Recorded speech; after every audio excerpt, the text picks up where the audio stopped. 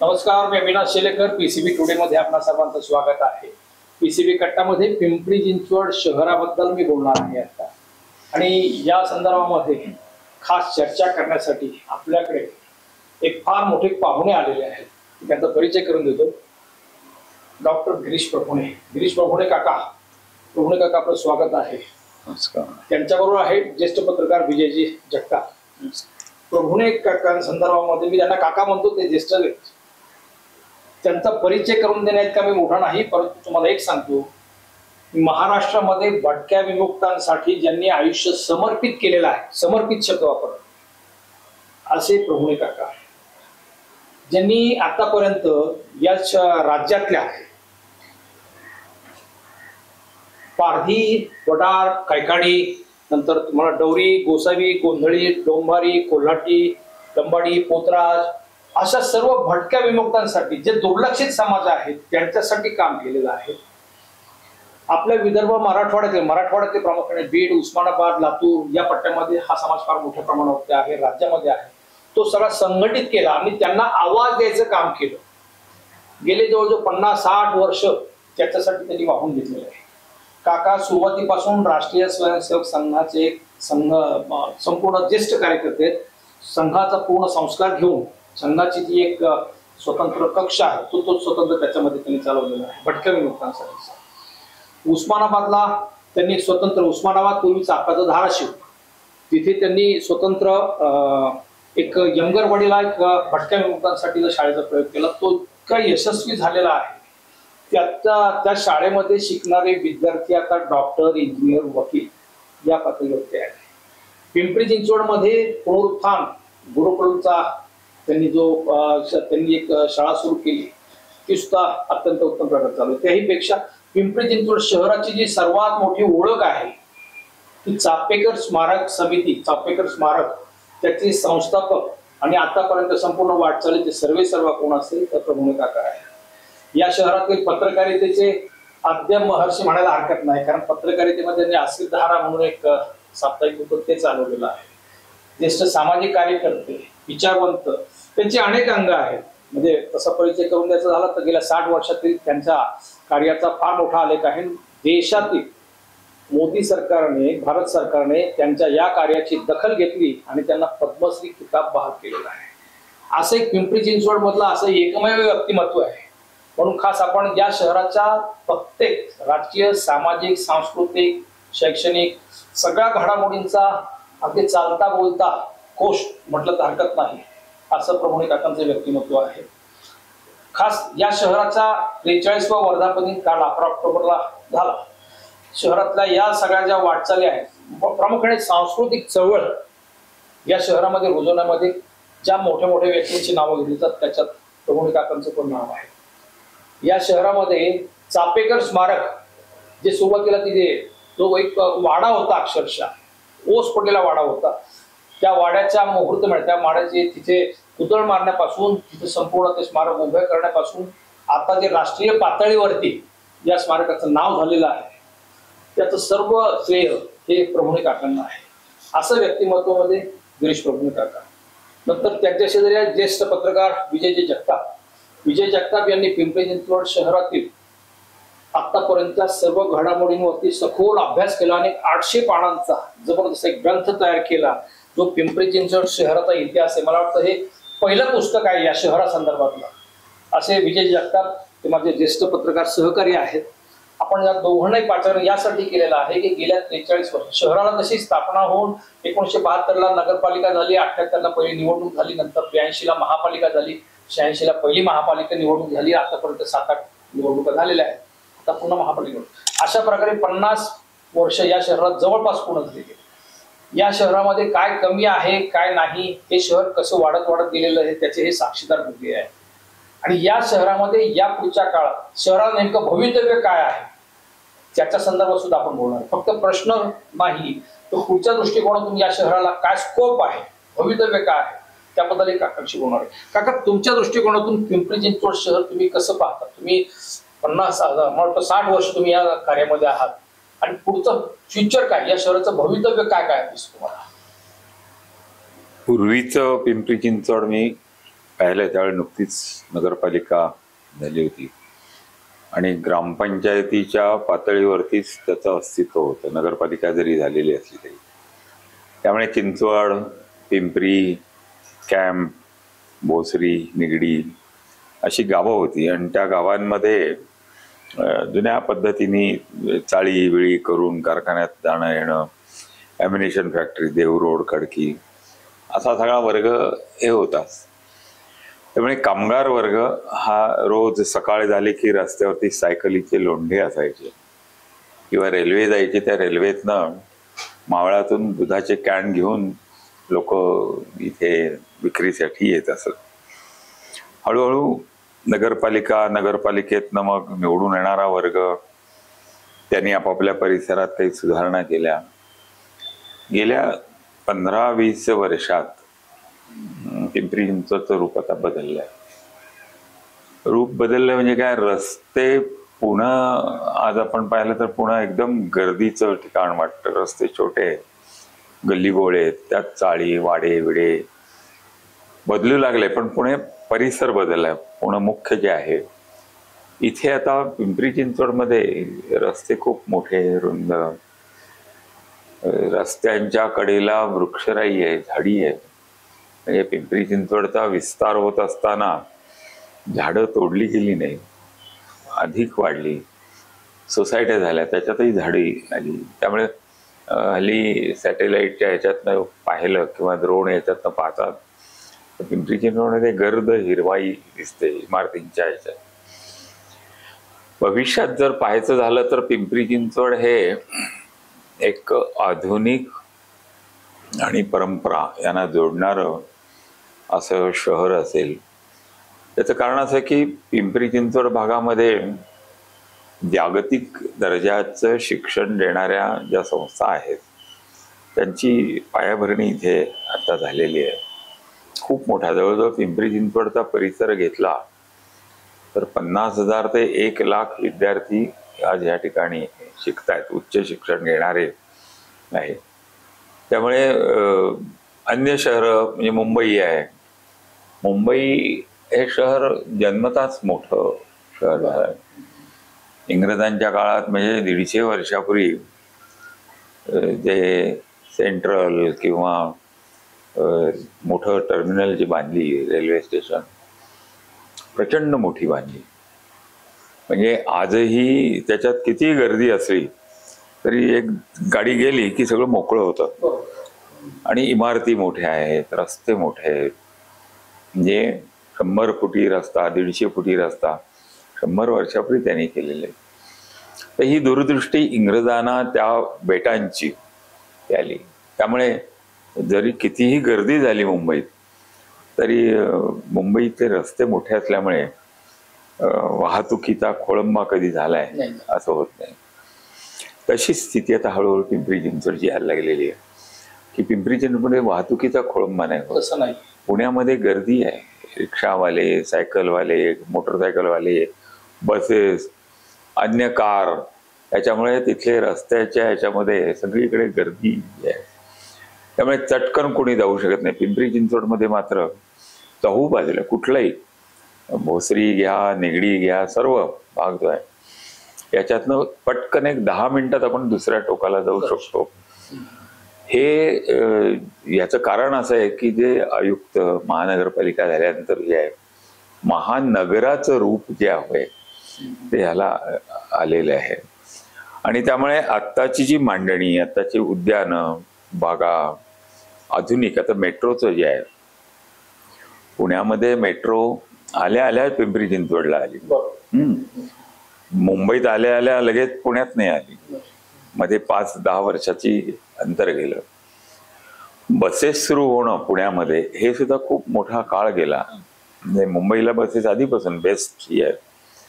त्यामुळे मुंबईतला विकासाचा जो भाग आहे किंवा जागतिक विकासाचा जो आहे, सगळीकडे मोठी शहरं जी जगातली, त्याला जुळणारं असं हे भविष्यातलं शहर होईल. महाराष्ट्रात जी शहरं आहेत एकूण सगळी पाहिली, नाशिक आहे, संभाजीनगर आहे, मुंबईत आहेत, पुणे आहे, सांगली, कोल्हापूर आहे, यांचे जुने तोंडावळे अजून तसेच आहेत. काय नाही. आणि ते बदलणंही शक्य नाहीये, कारण राजवाडे आहेत, किल्ले आहेत, त्याची एक रस्त्यांची त्याची रुंदीकरण करण्यात मर्यादा आहे, हेरिटेज इमारती आहेत त्या इथे सगळं नवीनच होत असल्यामुळे गावाचं रूप आहे ते छोटंच आहे, पण बाकी सगळा परिसर आहे हा नवीन झालाय. थोडं याच्या नियोजनामध्ये 70 ते 80च्या दशकात 80-82च्या दशकांमध्ये थोडं दुर्लक्ष झालं नगरपालिकेच्या. त्यामुळे झोपडपट्टीचा विकास जो आहे हा द्रुतगतीनं व्हायला पाहिजे होता, जलद गतीनं व्हायला पाहिजे होता, तो झाला नाही. त्यामुळे त्याच्या बांधकामं, त्याच्या इमारती करणं, त्याचे रस्ते केले चौबाजूनी. आम्ही पाहिलेले चिंचवडमध्ये वेताळनगर झोपडपट्टी आहे, खूप 72च्या दुष्काळात लोक आले तिथे. तिथे पूर्ण मोकळं मैदान होतं ते. म्हणजे खेळायला लोक जायचे, वेताळाचं हे होतं तिथे. किमान एक 8-10 वेळा तिथं आगी लागलेल्या आहेत आणि आगीत भस्मसात झालेली आहे. अख्खं चिंचवड मग पाणी घेऊन धावायचं. याचं कारण असं की त्याच्यात सुद्धा जिथे झोपडपट्टी व्हायला लागली तिथे रस्ते व्हायला पाहिजे, मोठे रस्ते. अग्निशामक दल हे जे आहे हे अजूनही चिंचवडसाठी स्वतंत्र नाहीये. ते चिंचवडमध्ये असं प्रत्येक भागामध्ये योग कुठे हे लागू शकते अशी जरा रचना झाली तर आधुनिक ह्याच्याप्रमाणे हे सगळं शिक्षणाच्या सर्व प्रकारच्या सोयी आहेत. जवळजवळ 12-13 खाजगी विद्यापीठांची क्षेत्र शहरात आहेत. महानगरपालिकेच्या शाळा ज्या आहेत त्याही आता आधुनिक व्हायला लागलेल्या आहेत. म्हणजे त्याचे जे काळा फळा आणि खडू फळा होता त्याचं रूपांतर आहे. त्यामुळे आता शिक्षण सर्वांना आहे. जी गलिच्छपणा असतो, जी गटारं, ती भुयारी गटारांची रचना झालेली आहे.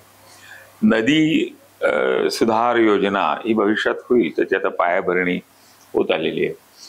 त्यामुळे आधुनिक शहर आणि त्याला एक स्वतःचं व्यक्तिमत्व असणार, ज्याला औद्योगिक आहे.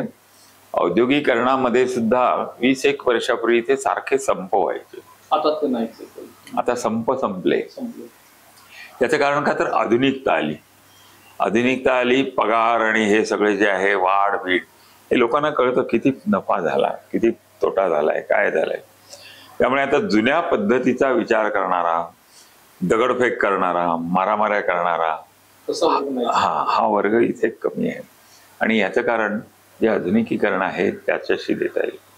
धार्मिकता हा पिंपरी चिंचवडचा मोठा गुणधर्म आहे. इथला जो बहुजन समाज आहे, विशेषतः मराठा वर्ग आहे, वारकरी संप्रदायाशी जोडलेला आहे. देहू, आळंदी, मोरया, गोसावी असं सगळं असल्यामुळे वारकरी विचारसरणीचा प्रभाव असणारे हे आहे.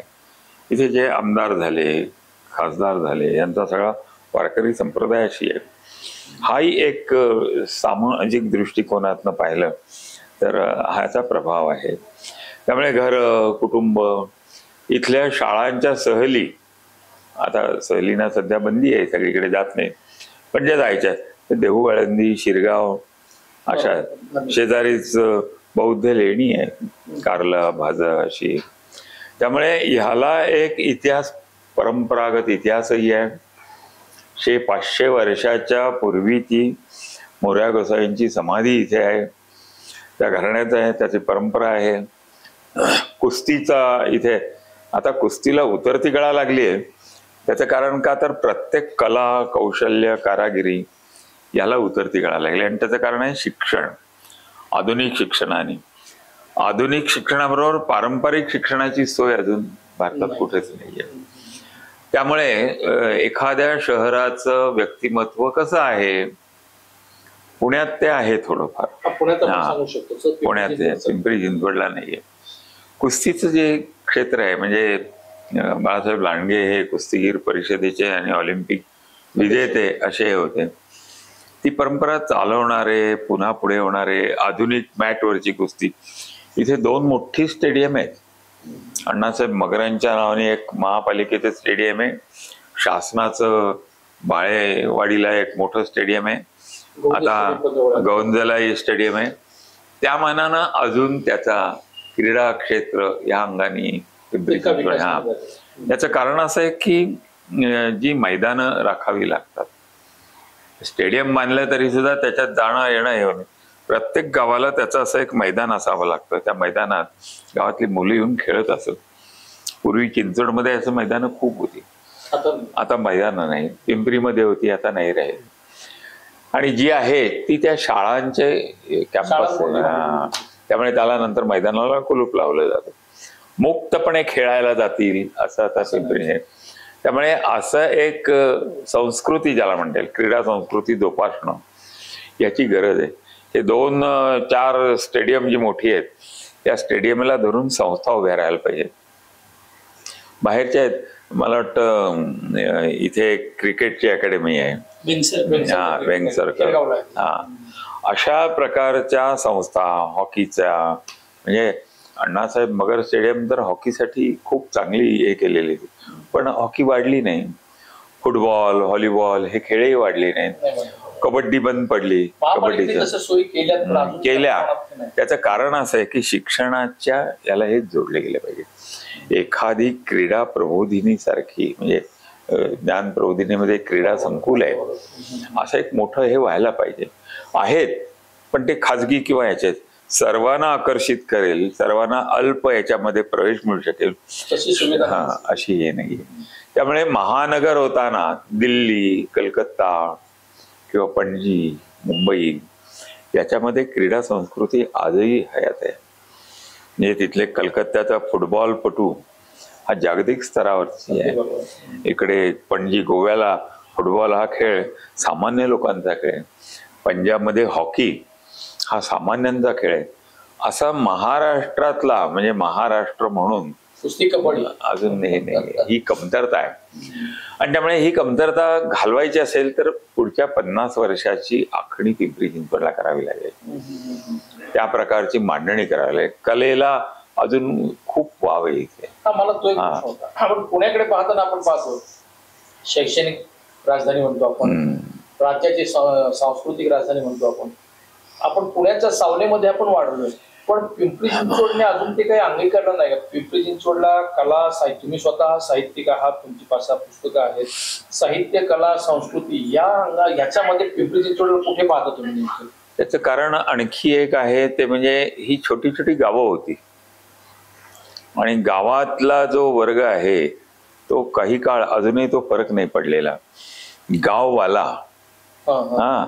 हा सगळीकडे आहे. चिंचवडला गाववाले आहेत, भोसरीला गाववाले आहेत, निगडीला गाववाले आहेत, अकुर्डीचे गाववाले आहेत, पिंपरीचे गाववाले आहेत. ह्याच्यामध्ये जे वारकरी आहे ते राहिलं. साहित्यिक बदल व्हावा लागतो. कथा, कविता, आता हे जे पिंपरी चिंचवड शहर इतिहास हा जो आहे ना, त्याप्रमाणे संशोधन करणारा वर्ग व्हायला पाहिजे. कामगार क्षेत्र एवढं मोठं आहे. इथे खूप मोठे 2 संप झाले. टेल्कोचा संप खूप वर्ष झाला, एस्केपचा होता, बजाजचा संप होता, गोळीबार झाले त्याच्यात, काही जणांचे मृत्यू झाले.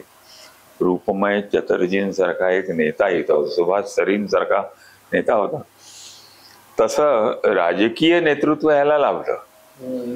सामाजिक आणि सांस्कृतिक नेतृत्व त्या अभाव राहिला. आता हा अभाव दूर करण्याकरता प्रयत्न झाले नाहीत का? झाले. हळूहळू त्याला आकार येऊ लागलेला आहे. पिंपरी चिंचवडला आता स्वतःच असं साहित्यिक अस्तित्व यायला लागले. पिंपरी चिंचवडमध्ये किमान 1,500 ते 2,000 कवी साहित्यिक आहेत. ह्याच्यामध्ये कसदार हळूहळू तयार होतात. त्यांची वेगवेगळी मंडळं आहेत, साहित्यिक मंडळ आहेत. काव्य वाचन होतं, गझल वाचन होतं, कथाकथनाचे प्रयोग होतात. पूर्वी म्हणजे ज्या वेळेला पिंपरी चिंचवडमध्ये काही नव्हतं साहित्यिक तळ, त्यावेळेस टेल्कोचा कलासागर होता. आणि कलासागर मधली एकांकिका, नाटकं, त्यांचा अंक, दिवाळी अंक निघायचा. हा पुणे, मुंबई यातल्या दिवाळी अंकांशी स्पर्धा करणारा होता. पण त्याचंही कारण असं आहे की मोठा वर्ग पुण्यातून येणारा होता, पुण्याच्या संस्कारातनं वाढलेला वर्ग होता. आता काय झालं, आता त्यावेळेचे संचालक जे असतील टाटा मोटर्स मधले, टेल्कोचे, तसे कला जाणकार मेहरुणकर म्हणून अधिकारी होते, अशी अनेक जण होती की ज्यांनी त्याला प्रोत्साहन दिलं. आता कंपन्या कॉस्मोपॉलिटिनच झालेल्या आहेत. मग ह्या कॉस्मोपॉलिटिन याच्यामध्ये म्हणजे विविध संस्कृती आहे. तमिळ लोकांचा इथे संगम होतो, बंगाली लोकांचा नवरात्रीच्या ह्याच्यात संगम होतो, वेगवेगळ्या पंजाबी लोकांचा होतो. हे विविधता जी आहे ती एकेका भागाची आहे. खानदेश मित्रमंडळ म्हणून आहे, त्यांचा खानदेशी सगळा हे होतो. मराठवाडा मित्रमंडळ आहे, मराठवाड्याचे. हा सगळा भाग मुंबईत नाहीये. मुंबईत सर्व देशातनं आलेले आहेत, पण ते मुंबईकर झालेले. मुंबईची एक भाषा तयार झालेली, मुंबईतली चाळ संस्कृती आहे. गणपती उत्सव मुंबईतला बघा आणि पुणे आणि पिंपरी चिंचवड. हा, दहीहंडी मुंबईतली बघा. मुंबईची दहीहंडी ही आली कोकणात. चाकरमाने असे जे म्हणले कोकणातून आले. या सगळ्या गोष्टींचं मुंबईला एक वेगळं हे आलं. मुंबईतला गरबा आहे आपल्याकडे. इथे का नाही तर इथे बाहेरून आलेला वर्ग हा मोठा आहे. आता IT फर्म जे आहे ना त्याच्यात जे नोकरीला आहेत इथून तयार होऊन झालेले नाही. पुण्याला पिढ्यानपिढ्या त्या शाळेत गेलेत.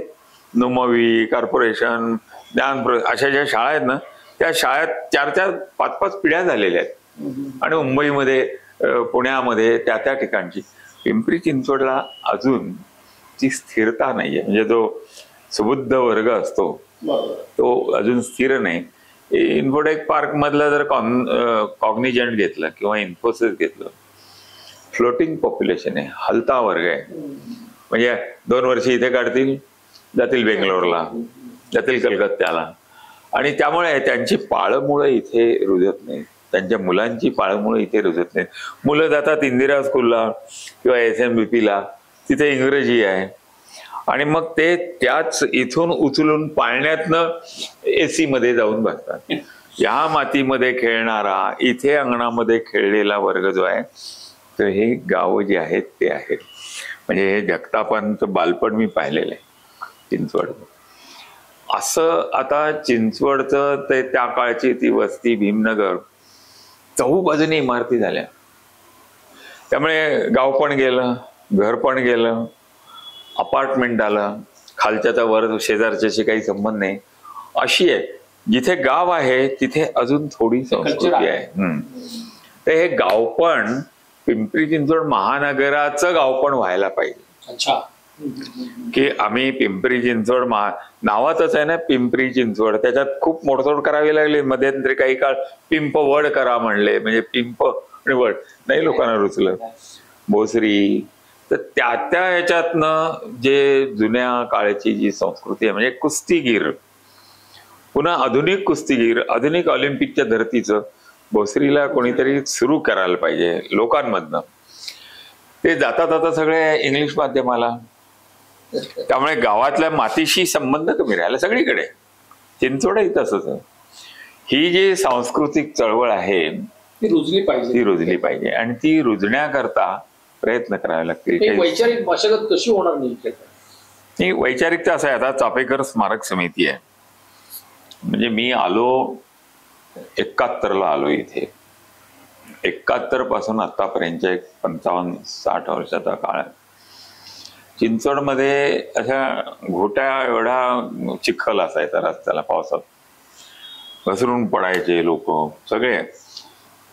पण भीमनगर, तानाजी नगर हे त्यावेळेचं चिंचवडचं डेक्कन जिमखाना वाटावा असं होतं. पण तिथनं पोहायला, पाण्याला, कपडे धुवायला सगळे घाटावर येत असत. आता घाटावर कपडे धुवायलाच बंद केलं.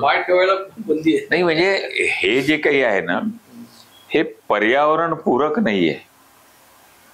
तुम्हाला नदीशी प्रेम वाटलं पाहिजे, नदीतलं पाणी तुम्ही ओंजळीवर घेतलं पाहिजे, तोंडावर मारलं पाहिजे, पाय धुतले पाहिजे. तुम्ही नदीला हातही लावून देणार नाहीत.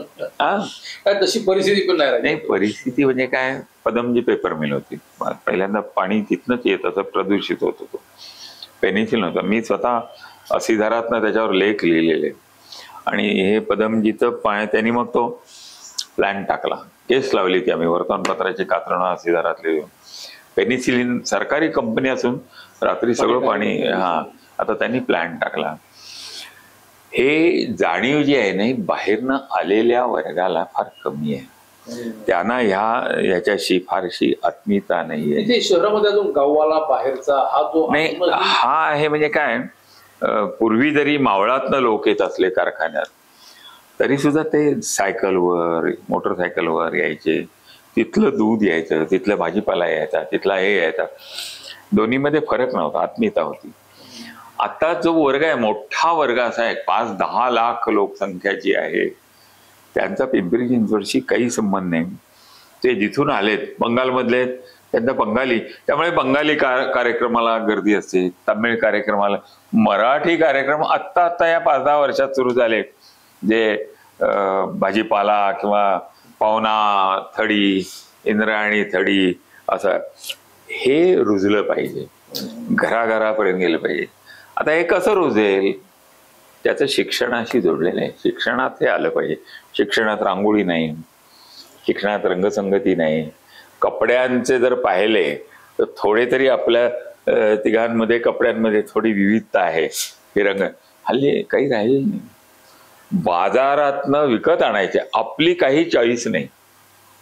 पूर्वी आपण घरी जायचो, आई वडील आपल्या बरोबर असायचे, बरे गरिबी असो काही असो, निवड केली जायची कपड्याची, साड्यांची. आता तयार मटेरियल आहे, सर्व तयार बाजारात मिळतं. भले तो डगळा असेल नाही तर टाईट असेल, ते घालतात. मापाप्रमाणे शिवण्याची कला गेली. तो एक वर्गच. याचं कारण काय, हे संस्कृतीमध्ये आहे. जसं आता हे तमाशा आहे. इथे लहान म्हणजे कॉलेजला जायचो जैन कॉलेजमध्ये, वेताळनगरच्या याच्यावरती छोटी सर्कस यायची, निगडीला सर्कस यायची, पिंपरीला सर्कस यायची. अशा सर्कस 2 खांबी तंबू, 4 खांबी तंबू, 8 खांबी तंबू अशा सर्कशी असायच्या. जायचे ना, लोंढीच्या लोंढी जायचे. बंद झालं, पूर्ण बंद झालं. याचं कारण असं आहे की पाश्चात्यांचं अंधानुकरण, कपड्यांमध्ये पाश्चात्यांचं अंधानुकरण आलं, सगळं बदललं. त्यामुळे आपण इंग्लंडचे आहोत का, म्हणजे इंग्रजांशी लढा दिला. इथे बाळूकाका कानिटकर जो गांधीजींसारखा आश्रम होता, क्रांतीवीर चापेकर बंधू, एका घरातले 3 जण फाशी गेले, असा ह्या पिंपरी चिंचवडचा इतिहास आहे. किंवा जोग महाराज पिंपरीमध्ये होते, त्यांनी आळंदीची वारकरी हे सुरू केली. ह्याच्यात कुठे जातीयवाद किंवा असं काही नव्हतं. आता काय झालेलं तर भाषांचं हे राहिलं नाही, कशाचंच राहिलं नाही. शाळातलं शिक्षण म्हणजे मी म्हटलं 12-15 विद्यापीठ इथे कार्यरत आहेत. विद्यापीठ म्हणजे काय, काका ही सगळी कमतरता जर भरून काढायची असेल या शहराच्या राजकारणाच्या दृष्टिकोनात, तुम्ही तसं राजकीय बोलत नाहीत परंतु तुमचा अनुभव इतका प्रचंड आहे, तुम्ही अधिकारवाणीने या विषयावरती भाष्य करू शकता. या शहराला राजकीय नेतृत्वाची, शहराचं नेतृत्व म्हणून, जसं आपण म्हणतो बारामतीमध्ये शरद पवारांनी बारामती उभी केली, विखेंनी तिकडे नगर त्यांचा श्रीगोंदा तो परिसर दोन्हीचा उभा केला, किंवा पतंगराव कदमांनी स्वतंत्र एक साम्राज्य उभं केलं. प्रत्येक अकोल्याला तुमचा क्रुजला मोहिते पाटलांचं एक साम्राज्याने अकोला डेव्हलप केलं, लातूर देशमुखांचं. तसं पिंपरी चिंचवडच्या बाबतीमध्ये ही कमतरता आहे. त्याचं कारण आहे